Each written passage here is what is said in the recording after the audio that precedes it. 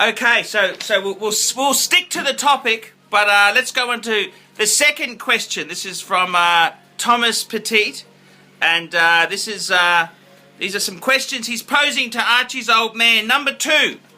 Number two there, fuckers. Okay, here we go. I'd like some advice regarding my long-term investment options. Investments that will either help me to buy more property or fund my retirement. A little info about me. I'm a 33-year-old male from Brisbane.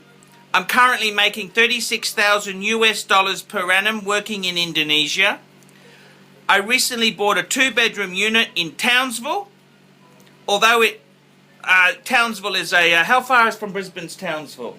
At least 1,000. It's as far as Melbourne. Yeah, Melbourne's 2,000 2,000 kilometres. Because Rockhampton, Townsville. Right, on the way to Cairns. Yeah, it's past Mackay. 2,000. Okay. So it's a. Okay, so he's got a unit in Townsville. Although it's still tenantless, even after 5 months of promotion by the realtor. I'm still carrying the mortgage myself because I don't have a tenant. $1,200 per month. I have no other debts and a small superannuation fund of about 30,000 Australian dollars. I survive on $1,000 per month living costs. I send the rest back to my bank in Australia. I wish to buy more property in the future and invest in other liquid assets. I also wish to fund myself for a comfortable retirement. What's your advice? What should I fucking do? The Townsville 2-bedroom units are worrying. It's worrying for you. Without knowing the specific location, my thoughts are based on similar situations I've had with other clients and experiences. And it's as follows. The property may be a little bit run down, and that's maybe one of the reasons why you're not getting tenants. I would repaint it and fix up all the broken bits and repair everything that's broken. Then try renting again. If that's unsuccessful, then drop the rent. Because 80% of the present asking price is better than 100% of nothing, which you're getting. If that fails, I think then you've got to place the property on the market at a realistic price and sell. Maybe then buy in a better location, a good location in Brisbane. And that's a problem too, because Brisbane's had floods and Brisbane's had other bad situations too recently, so you've got to be very careful. It's preferable to keep the property long term.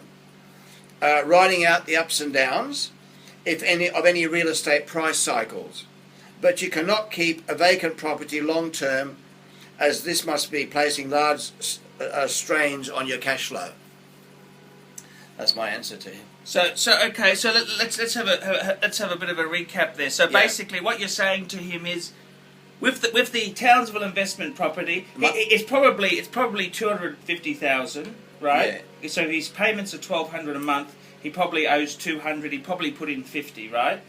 It's probably, if it's a townhouse, it would be in the city, in the town centre. Right, it's a townhouse. Right, it wouldn't be in the bush somewhere. So it could be in the suburbs. Okay. Well, the question is, what you're saying is either you're saying spruce it up a bit, make it look. Maybe it's a bit of an eyesore. He has it. The kitchen's shitty. The carpet's fucked. Yeah. Spruce it up. Try rent. Drop the rent or keep the rent? Well, keep the rent first. Okay. If it doesn't go, drop the rent. Drop the rent. Yeah. And what you're saying is that if he still can't get a tenant, look at selling. But the problem is, he may not be able to sell the fucking thing. If no bastard wants to rent, that usually means no bastard wants to buy. No, not really. I mean, you look at any house situation. If your house is worth 400,000 and you sell it for 200,000, you'll get a buyer. You might get a buyer at 300,000. But you get one at 200,000. So the question is, the market has fallen, and in my situation, my Gold Coast unit, which was 550, has fallen to probably 400. If I want to sell, I've got to sell for 400 or less. So same situation here. If it's fallen, well, the market has fallen, so he's got to meet the market. If he's not prepared to meet the market, well, he's got to face the pain. He's got the cash, he hangs on a year or two, and the market will turn. Townsville is a very big regional centre. Do you know if Townsville has a good Muslim community? I think that's not really related to his question. It doesn't matter whether there is or there isn't. We could move in with the girlfriend. from question 1. Or can he move in with the girl? Well, He could always do that, couldn't he? At the moment, And hopefully there is no Muslim community, so that puts the Muslim stuff on the back burner. At the moment, and he could live happily ever after. At the moment, he's living in Indonesia, where there is a big Muslim community, and you've got to tolerate and be, you've got to respect what their customs and requirements are. Otherwise, you'll end up in jail. Well, look. So the question is, okay, long-term wise, is that a good move? He's 33-year-old man. Come on. Is that a good thing he's bought a unit in Townsville? Is that good or bad? Yes or no? Well, buying real estate's a good move. Whether he's bought the wrong property, who knows? Well, we haven't seen it, have we? So we don't know whether it could be in a floodplain. It could be next to an area where. But basically, is Townsville property okay? Well, Townsville is not like Brisbane or Sydney or Melbourne. Because you've done a lot of work in. You know Townsville very well. I've been to Townsville, but Townsville's a big regional centre. They've got a university. It's got industry. It's got a few things, a lot of things in Townsville. But at the same time, it's got its regional problems. It's a long way from Brisbane. So at the end of the day, it would have been better if he bought a Brisbane unit, wouldn't it? Well, it possibly would have been better, but then he may not have been able to afford it. Townsville will come back. The property market goes up and down, and maybe it's on a down. And he should get real estate advice and to tell him. He hasn't told us why he's not getting a tenant. What does the real estate agent tell him? And well, the real estate agent's fucking spent 5 months. The fucking arsehole's gone 5 months taking fucking money for advertising and shit, and the fucking arsehole can't get a fucking tenant. He can't fucking find a tart in a brothel with a handful of 50s, that fucker. These lying fucking real estate agents, they're fucking arseholes. I think you're taking that out of context. But what the fuck, how would you fucking feel? 5 fucking months and this fucking sleazy bastard hasn't found a tenant. Yeah, but it's possible that say the market rents there 300, you're asking 350, and the place is broken. I mean, what idiot's going to pay 350 for a unit that's not up to scratch when everybody else is charging $300 for a good unit? So we don't know the circumstances. I had a case many years ago of a person in Nala. And Nala is a very poor area in Brisbane, and this guy wasn't getting anybody. So I had a look at it, and really, people had ridden their motorbike up and down the walls. So I said to him, listen, close the bloody thing down, paint it, put good locks on, put nice doors, paint it nicely, fix the taps, fix everything. He fixed it up, and he got perfect tenant, and he rented for many years. Because if you have a place that's run down, that's the type of tenant you're going to get, a desperate tenant. Human sewage, well, aren't they? They're human sewage. Well, there are people that are lower than cockroaches. There are, aren't there? Well, there are. It's best not to describe people like that. You've got to have respect and treat people with dignity and respect. But they are. They're human sewage, aren't they?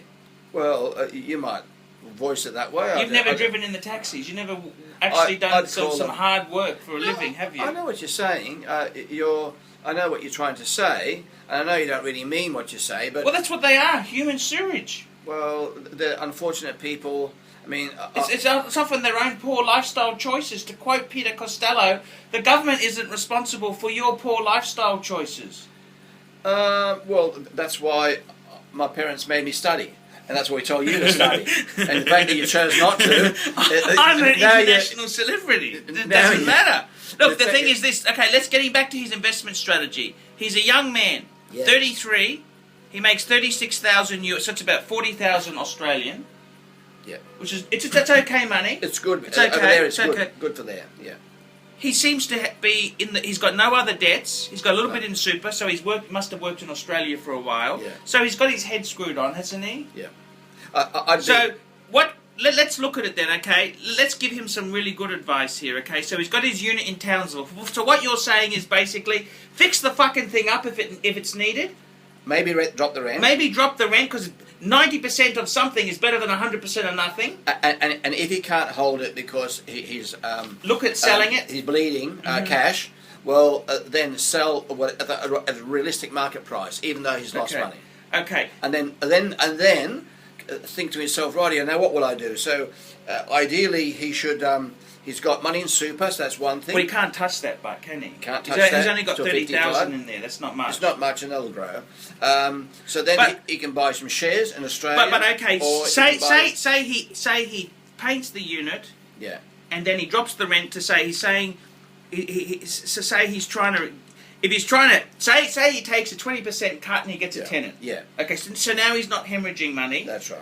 And he holds. Okay, so he holds. So that's a nice investment thing. Okay, Yes. let's look at that, right? Yeah. Where should he put more money he's making? Because he seems to be making some money. Would you put that into shares? What would you do with the extra money? Well, then he has a choice. He can, if he was in Australia, he'd buy another property, probably in a better area, like in Brisbane rather than in Townsville, unless he knows Townsville very well and he thinks that's a great area, but he can't sell it, mustn't be too good.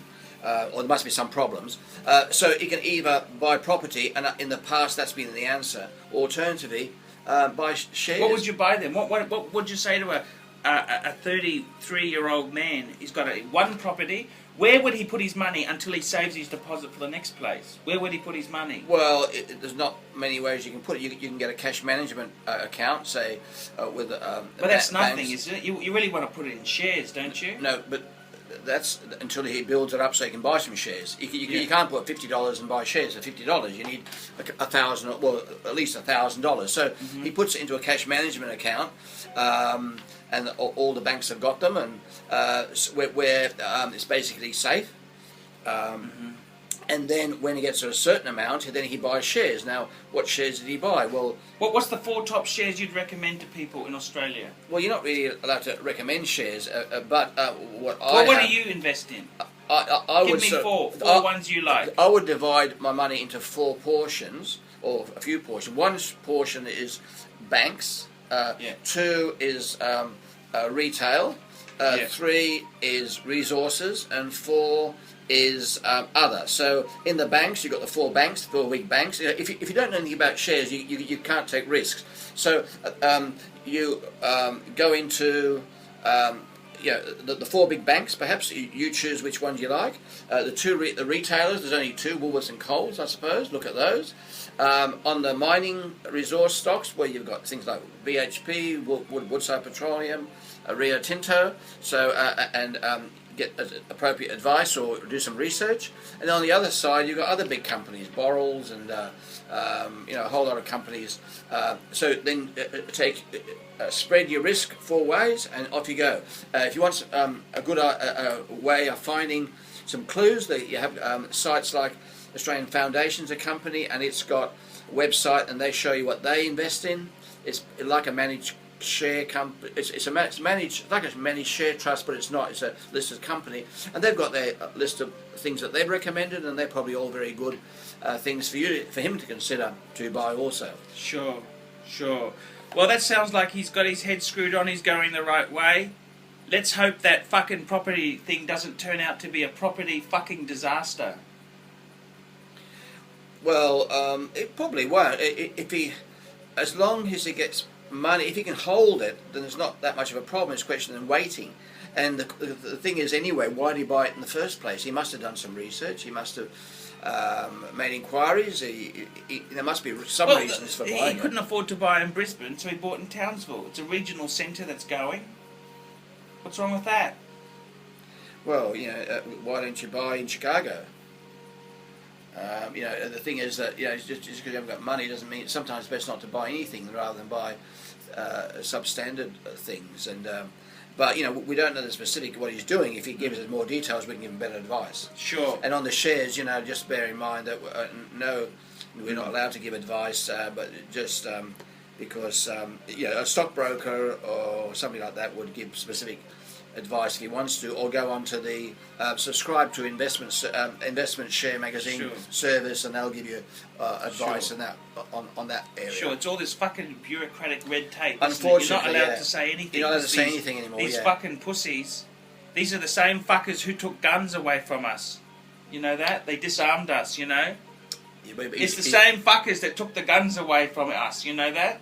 We're not even allowed to use a gun in self-protection in our home here. The nanny state, it's happened. Yeah, but I don't think that Thomas wants to know about the gun issue. Okay. He's not asking okay, well about that's guns. great then. We'll wrap it up. I think that's fucking $25 well spent. Yeah. And he's got about $300 worth of advice. And that's great. That's great. Well, let's wait until the next fucking arsehole sends some money in, and we'll do another video. No. Hello, I'm Archie Luxury. Welcome to the program, Fuckaroonies. And today I have got a great great service I'm offering to all the Archie Luxury fans, viewers, and haters. Yes, fuckers. Archie's old man, that's right, Archie's father is going to be giving advice on the Archie Luxury channel. That's right, fuckers. No matter what problem you have in life, Archie's old man will fucking give you the answer. Whether it's a financial problem, whether it's an investment problem or investment advice, whether it's a relationship you're in or you're having, whether it's anything. Archie's old man is a 65-year-old multi-millionaire who raised Archie, and he's ready to give advice to all you fuckers out there. That's right, fuckers. It's available. And it's available at a very, very competitive price. Archie's old man doesn't do fucking shit for free. His advice is valuable. His advice is valuable, fuckers. It ain't fucking free. Nothing's fucking free in this world. As an introductory special to viewers and fans of the Archie Luxury channel, we've got an introductory promo for $5 US, fuckers. Archie's dad will give you a 1 to 2 paragraph answer, a short answer. For $15 US, Archie's old man will give you a longer, more in-depth answer. And for $25 US, fuckers, 25, Archie's old man will make a video reply. That's right, Archie's old man will answer your fucking problems. All of your fucking problems. Sometimes in life, you got no one to turn to. There's the fucking church. They're all nasty fuckers. There's the fucking work colleagues. They stab you in the back. Archie's old man is an independent advice service. Obviously, all advice given is no liability except at gunpoint. And please read the...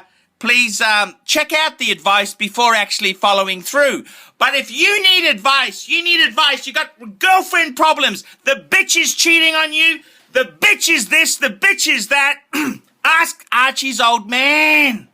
Archie's old man will give the advice of wisdom. Archie's old man is a 65-year-old retiree with a multi-million-dollar investment portfolio. Archie's old man is there. He's climbed out of the fucking sewer, got a degree, he got an economics degree, worked in the fucking bank as a teller, worked his way up, did it the fucking hard way, fuckers, and eventually went into business for himself as a tax accountant. During his time as a tax accountant, it went as a mum and dad pop sort of tax business into a business with over $1 million fuckaroonies in fees. This is a serious business. If you want any advice, whether it's financial, investment, relationship, career, well-being, or any other general fucking advice, Archie's old man is the old 65-year-old geezer to turn to. You want a bit of wisdom, fuckers? You want a bit of wisdom. Prices again, $5 for a short answer, 1 to 2 paragraphs. $15 for longer fucking answers. And $25 for a video reply. That's right, fuckers, a video reply. Archie's old man. This is the fucking advice line that cuts you. The advice line that saves you a fortune. The advice line that is the secret oracle of success. I'm Archie's Luxury. Archie's old man is here to give advice. Let's get that fucker working. Nice one, Archie. Keep that old bastard in a job.